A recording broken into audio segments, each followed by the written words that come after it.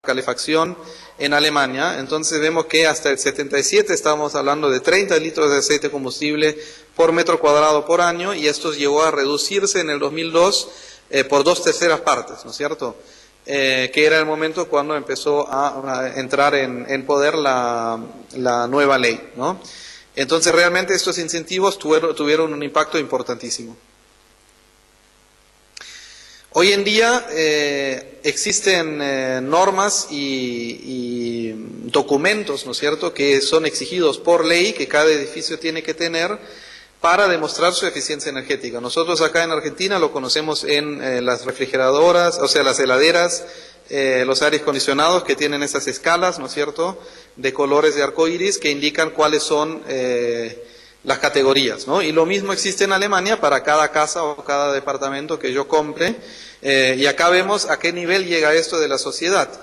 Arriba a la izquierda vemos un extracto de una revista que podría ser comparable con, por ejemplo, La Cara de acá, o sea, una revista que no tiene nada que ver con la construcción o con arquitectura, y aún así hacen énfasis en esta temática y dice, qué linda tu casa, pero qué pena que las ventanas sean de 1950. Y hablan de eso, de cómo podemos ahorrar energía a través de hacer una renovación de fachada y de elementos arquitectónicos, ¿no? A la derecha abajo vemos este pasaporte energético que viene emitido con cada obra nueva en Alemania, ¿no? Y eso entonces es una matriz que te indica qué tan eficiente es el edificio. Entonces se imaginan el poder de mercado que llega a tener esto. Hoy en día ya no se compra o ya no se vende ningún departamento que no cumpla con una categoría a favor, ¿no? Y eso tiene como fondo todo el tema del costo energético, ¿no? El comprador quiere saber cuánto va a tener que gastar a lo largo del tiempo para mantener en verano la edificación en una temperatura agradable y en invierno también, ¿no? Este pasaporte energético, bueno, como le decía, todo este impacto público tenido, pero los puntos de abajo a la izquierda, ¿qué es lo que hace? Categoriza la eficiencia energética de los edificios. No habla de sustentabilidad como término general, sino solamente va a la eficiencia energética de los edificios.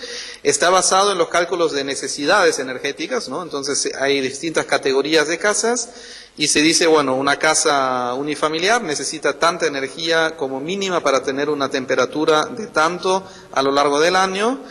Y eso se basa entonces para lograr esa temperatura en el análisis de elementos constructivos y en el análisis de la orientación y la geometría del edificio, ¿no? Y en base a eso, la irradiación solar, la temperatura exterior, etcétera, se puede analizar cuánta energía se va a tener que usar y así se llega a una categoría X dentro del pasaporte energético. El cambio de paradigma ya lo habíamos visto, entonces con todo ese presionar desde la sociedad, ¿no es cierto?, realmente se llegó a un cambio de paradigma y el panorama alemán hoy en día se ve así como en estas fotos. A lo largo de este periodo, de los últimos 10 años más o menos, y de estos cambios, ¿no?, fueron surgiendo certificaciones que permitían definir cierta categorización en cuanto a la sustentabilidad de un proyecto, ¿no? Y apuntando un poco más allá a la sustentabilidad ecológica, ¿no es cierto? Y existen varias normativas o varios tipologías, ¿no es cierto? Existen los certificados voluntarios, como el LEED, que acá en Argentina es el más famoso y creo que en toda Latinoamérica. Y después están los obligatorios en Alemania, que son, por ejemplo, este pasaporte energético, ¿no? Tenemos entonces los voluntarios, que son el LEED, como decía, o el BREEAM, que es el inglés, o el ÖCNI, que es el austríaco, o arriba a la izquierda el DGNB o el Passivhaus, ¿no? Todos estos certificados están emitidos por entidades no gubernamentales y certifican siempre ciertas calidades de los edificios, no solo energéticamente, como decía, ¿no? Estos certificados obviamente están siendo utilizados fuertemente como herramientas de marketing, ¿no? Y permiten tienen una fuerte difusión mediática. Dentro de todos estos sistemas entonces se encuentra el sistema DGNB. Esto traducido literalmente, o primero las siglas en alemán quieren decir Deutsche Gütesiegel für nachhaltiges Bauen, es decir, el certificado de calidad para sustentabilidad en edificios. Ese certificado es emitido por el Consejo Alemán para la Construcción Sostenible, como les decía, que también es una organización no gubernamental y sin fines de lucro, la cual está consolidada por una comunidad independiente de expertos, ¿no? Son todos profesionales acreditados y afiliados al DGNB. Hoy en día son aproximadamente 500 voluntarios que están trabajando en los grupos de trabajo y los comités del DGNB. Básicamente se entiende el DGNB como una plataforma de conocimiento nacional e internacional de los temas de la sustentabilidad en la construcción en general, ¿no? Una plataforma de información, de intercambio, de investigación, etcétera. En el mundo están representados el DGNB hoy en día en América, en Latinoamérica, en Brasil, en Argentina. Ya podemos expandir porque estamos haciendo el mismo trabajo en Chile, en Uruguay, en Perú y en Ecuador. En Europa empezó todo eso por Alemania, después se fueron afiliando países como Austria, como Suiza, que era muy cercano también por el idioma. Después Dinamarca empezó a emitir esos certificados y después se fue al sur de Europa, a Italia, a Grecia, a España, expandiendo al este, ¿no es cierto?, a Hungría, a Rusia, a Bulgaria, a Turquía, y ya en Asia tenemos varios edificios certificados, en China y en Tailandia. El monto de edificios certificados obviamente también fue creciendo a lo largo de este tiempo. La fundación del sistema o del DGNB ocurrió en el 2007, en el 2009 ya teníamos 100 edificios certificados y registrados y hoy en día ya son más de 750. ¿Qué diferencia el DGNB de otros sistemas de certificaciones, ¿no? Una cosa importante para el DGNB es que tiene una variedad de aplicaciones y está organizado también de acuerdo a la variedad y la complejidad de este rubro, que las tipologías de edificios son tan distintos. Entonces el sistema reacciona a eso a través de generar sistemas de certificaciones independientes para cada nueva tipología de proyecto, ¿no? Acá vemos un esquema, ¿no es cierto? Tenemos por un lado, al lado izquierdo, edificios o distritos urbanos como grupos generales de cosas a certificar. Después tenemos dentro de los edificios nuevos o existentes, ambos son categorías que se pueden certificar. Y dentro de esas categorías tenemos varias tipologías como edificios de oficinas, edificios comerciales, educativas, hoteles, etcétera. Es decir, cada una de estas distintas combinaciones tiene un sistema de certificación independiente. Y arriba ven conceptualmente, para que se entienda que el sistema se entiende como un sistema internacionalizado, es decir, cada país tiene su propio sistema adaptado a la realidad local. El enfoque entonces, como decía, del DGNB es un enfoque holístico, ¿no? O sea, un enfoque que trata de integrar todos estos tres patas grandes de la sustentabilidad, que son la calidad medioambiental, la calidad económica y la calidad sociocultural y funcional. Ahora, teniendo el análisis de todas estas tres cosas todavía no se están analizando las calidades técnicas, ¿no es cierto? Entonces ven acá en el sistema de criterios del DGNB, tenemos estos tres grupos y estos tres grupos vienen analizados independientemente por la calidad técnica. Y después tenemos el set de criterios sobre la calidad de los procesos, ¿no? Es decir, cómo yo manejo los procesos del proyecto, ¿no? Cómo manejo el proceso de proyectación, el proceso de obra, el proceso de demolición, etcétera, ¿no? Y como último tenemos un set de criterios que analiza la calidad del emplazamiento del lugar donde yo estoy construyendo el proyecto. Este sistema, como decíamos, apunta a generar proyectos de más valores sustentables o proyectos simplemente más sustentables, ¿no? Entonces, a lo largo del proceso de un proyecto, estas dos curvas demuestran cuándo podemos influenciar más o aprovechar más para lograr una sustentabilidad en el proyecto, ¿no? Muestra el momento, la curva azul, ¿no es cierto?, el momento en el que se encuentra el proyecto y el costo que tiene de tratar de hacer algo pro sustentabilidad. y el verde, la capacidad que tenemos para influir o para tomar decisiones importantes en el proyecto, ¿no? Entonces, al inicio, donde estamos todavía en la etapa de croquis preliminares, de la evaluación básica del proyecto, obviamente podemos influenciar muchísimo el rumbo del proyecto, ¿no? Sin tener mucho costo, o sea, es nada más sentarse, definir metas, etcétera. Después, en las ideas de anteproyecto y aprobación inicial del municipal, ya entramos en una etapa crítica donde la capacidad para influir cuando estamos en la etapa de proyecto anteproyecto todavía es grande, pero una vez se haya dado la entrega municipal y ya el municipio haya definido lo que se va a construir, se va haciendo mucho más difícil el poder cambiar algo e influenciar en cuanto a la sustentabilidad, ¿no?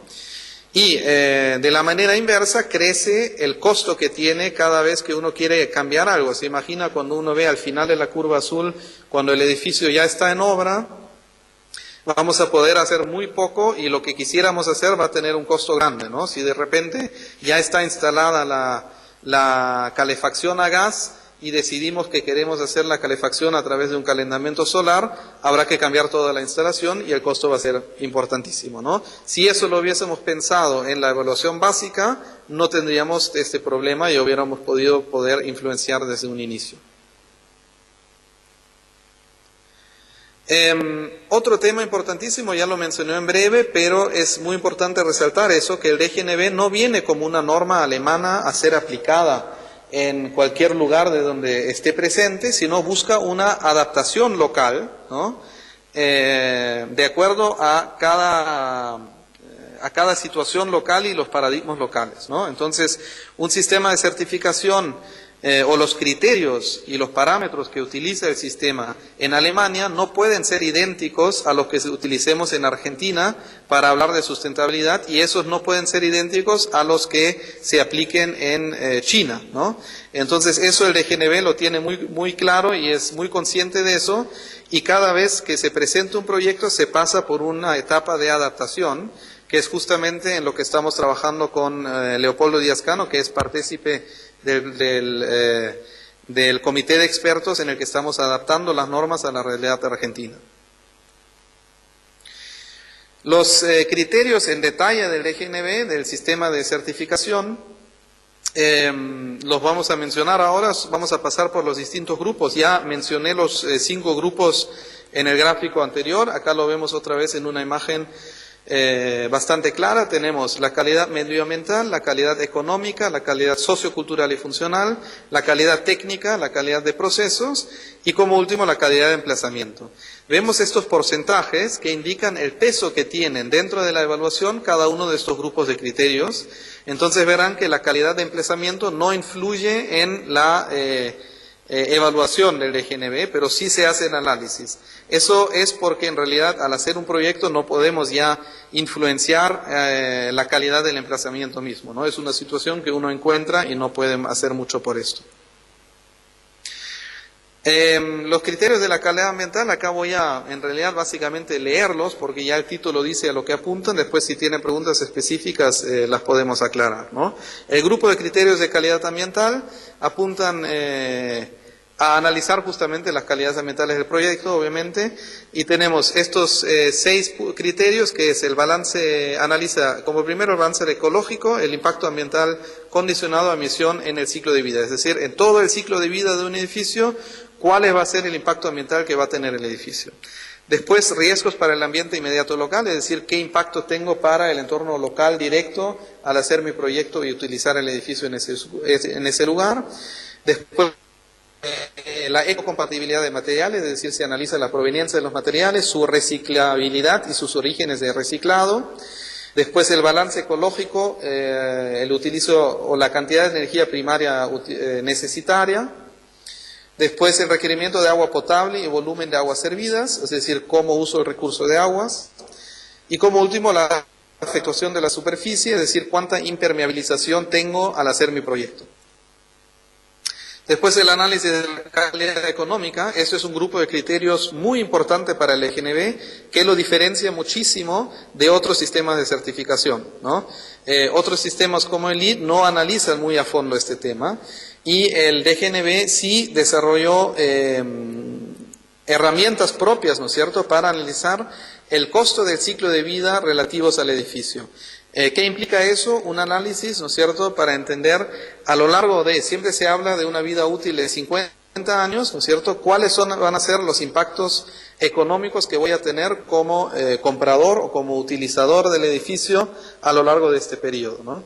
Esto hace del DGNB una herramienta muy potente para desarrolladores, porque van a saber por el resultado del análisis del DGNB qué calidades económicas tiene su proyecto, ¿no? Después se analiza la flexibilidad y capacidad de reconversión, es decir, si yo tengo un edificio que hoy en día lo proyecto como un edificio de vivienda, pero sé que a 10 años de acá esta zona va a ser una zona más bien de oficinas, qué tan flexible es mi proyecto para adaptarse a esas nuevas realidades. Y después se analiza la comerciabilidad en el mercado, es decir, se analiza qué bien está hecho el proyecto para también cumplir con sus metas económicas, ¿no? Y después tenemos el set de criterios de calidad sociocultural y funcional. Ahí se apunta mucho a todo el tema confort del usuario y del usuario y de la persona que después va a utilizar el edificio, ¿no? El primer criterio de este grupo es el análisis del confort térmico. Después la calidad de aire de espacios interiores. Esto es un criterio importantísimo que viene medido después de la construcción cuáles son efectivamente las calidades de aires y apunta a analizar cuáles son los elementos volátiles o materiales y pegamentos y pinturas que utilicé en el proyecto y si permiten que la calidad de aire sea de acuerdo a las normas vigentes. Después el tema de confort acústico, ¿qué hice yo con el proyecto para producir o generar espacios que tengan un muy buen confort acústico? El tema de confort visual apunta a visibilidad para afuera y apunta a tener iluminación natural, etcétera. Después un punto importante, posibilidad de intervención del usuario, es decir, ¿qué puedo hacer yo como usuario de mi espacio de oficinas para directamente poder monitorear o maniobrar la temperatura, etcétera, ¿no? Eso genera una situación de confort cuando yo puedo individualmente en mi espacio manejarlo de esta manera. Después tenemos la calidad de los espacios exteriores del edificio, la seguridad, el cuidado de seguridad y riesgos de fallas técnicas, ¿no? O sea, ¿qué hice yo para evitar estas fallas técnicas? Accesibilidad para personas con discapacidad, esto también es fundamental. Ningún proyecto puede ser certificado si no prevé la accesibilidad para todos. Después, accesibilidad pública, esto es un clásico ejemplo para el cambio de paradigma entre países donde se aplica este criterio. En Alemania la accesibilidad pública es muy importante, es decir, cuando yo hago un proyecto en un entorno urbano, no puedo cerrar ese terreno con una reja, eso no me lo permitiría esta certificación, porque se piensa o se basa en el concepto de que el espacio urbano tiene que ser para todos y yo no puedo obstruir eso con un proyecto arquitectónico, ¿no? Ahora, acá en Argentina nos encontramos obviamente en otra situación de seguridad pública, donde seguramente ese parámetro va a tener que ser adaptado. Después tenemos el tema de comunidades para ciclistas, fundamental también. Después, procedimientos para un concepto urbanístico creativo. En realidad esto apunta a unos espacios del entorno del edificio que tengan un impacto positivo al entorno urbano y la visibilidad y la calidad arquitectónica misma de diseño del edificio.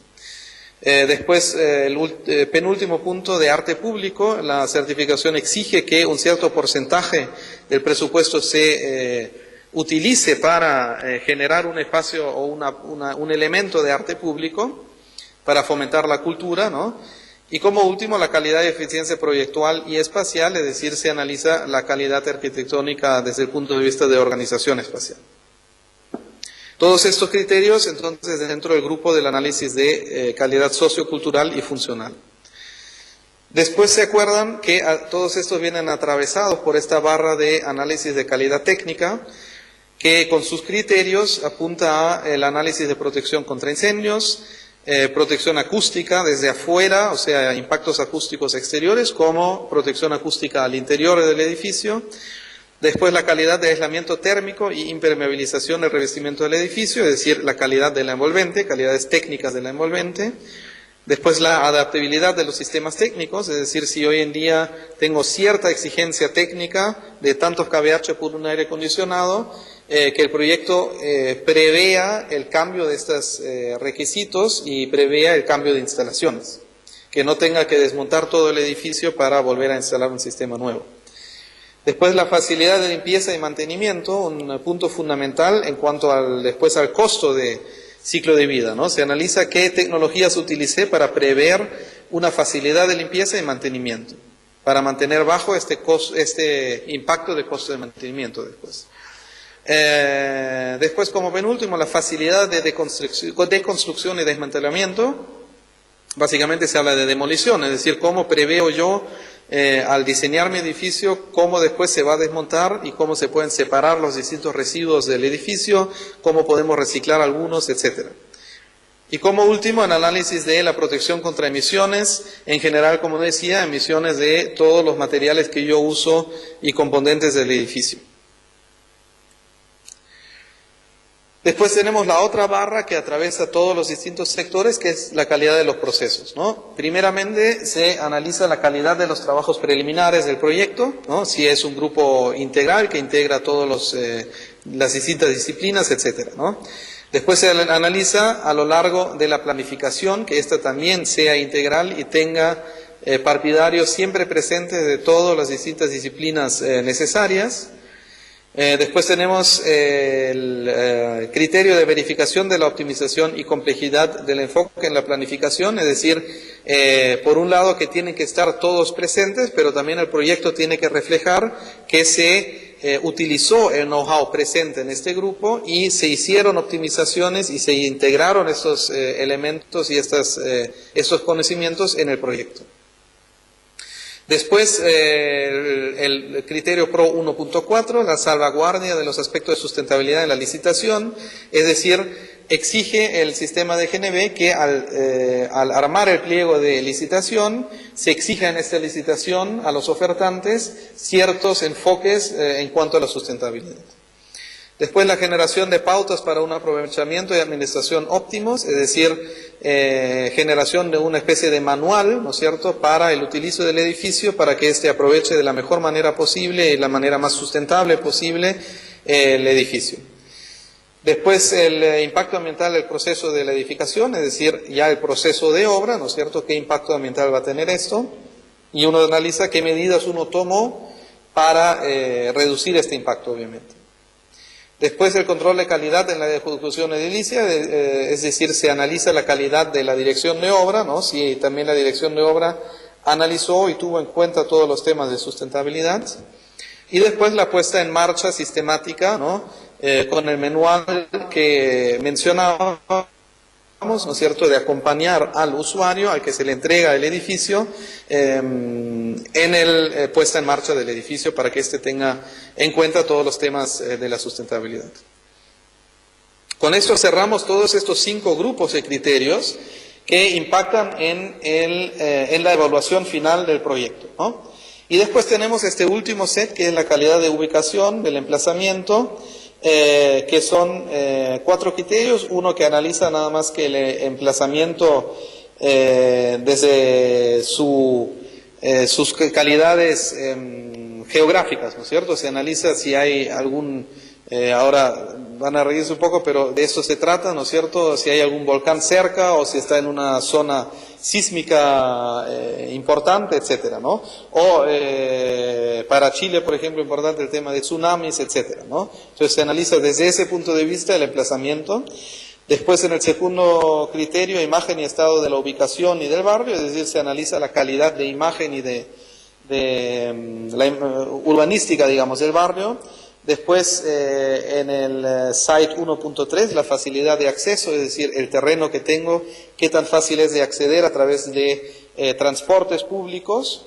Y como último, la cercanía a servicios públicos como hospitales, escuelas, etcétera, ¿no? Estos son los 4 indicadores que se analizan, los 4 criterios para ver la calidad de ubicación, la calidad del terreno. Bueno, estos son los grupos de criterios, ¿no?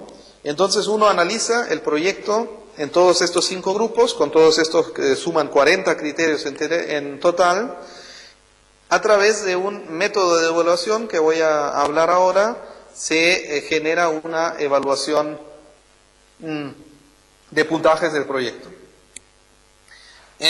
Los criterios tienen valores que en sí son ponderables y ajustables a la realidad local, ¿no? Eso es importante para la adaptación a la Argentina del sistema de GNB, ¿no?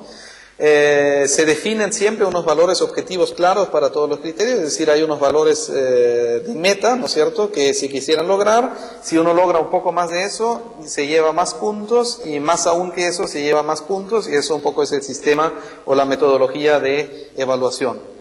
Existen posibilidades de ponderación de acuerdo a la relevancia social política del lugar y de acuerdo a su importancia para el perfil de ocupación de que se trate, es decir, quién va a utilizar este edificio. Entonces se analiza cada criterio de qué peso tendría que tener dentro de la evaluación.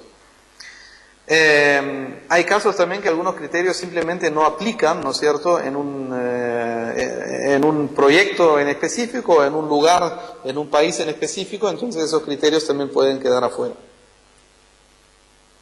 Acá vemos un extracto del listado de los criterios. Vemos al lado izquierdo, en la columna, es la área de evaluación, ¿no?, la calidad medioambiental, la calidad económica, faltan para abajo la ecológica, la sociocultural y funcional, etcétera, ¿no?, la técnica, etcétera. Después en la segunda columna, dentro de cada una de estas áreas están los grupos de criterios, y después una columna más a la derecha, la tercera, están ya los criterios listados, ¿no? Como les decía, suman 40 en total. Cada criterio obtiene, o por cada criterio uno puede obtener puntos si cumple de alguna manera los requisitos. Esto va contrapuesto ante la calidad máxima de puntos que se pueden generar. Después tenemos un factor de ponderación. Esto es importante para entender que en algunos países, ¿no es cierto?, un criterio quizás tiene más aval o más importancia que en otro país. Por ejemplo, en Alemania la calidad de la envolvente, la calidad aislante de la envolvente, seguramente tiene más importancia que en Argentina, ¿no? Entonces el factor de ponderación sería más alto. A través de estos factores se lleva a los puntos con la ponderación alcanzados, y a través de un listado de referencia se suman después los puntos de cada grupo, analiza a qué porcentaje se llegó, o sea, de un 100%, ¿no es cierto?, en este caso del primer área, que es la calidad medioambiental, se llegó a un 89.3% en este ejemplo, y después se multiplica esto por el peso del grupo, ¿no? Como veíamos, no todos los grupos tienen el mismo peso en la evaluación. Acá vemos cómo se define entonces las calidades que uno puede llegar a tener. Uno puede llegar a tener la certificación bronce, la de plata o la de oro. Bueno, ¿qué significa para nosotros el DGNB y traer el DGNB a la Argentina, ¿no? El sistema de adaptación. Doy un poco otra vez un paso atrás para ver los temas generales, ¿no es cierto?, o los parámetros generales que encontramos para tener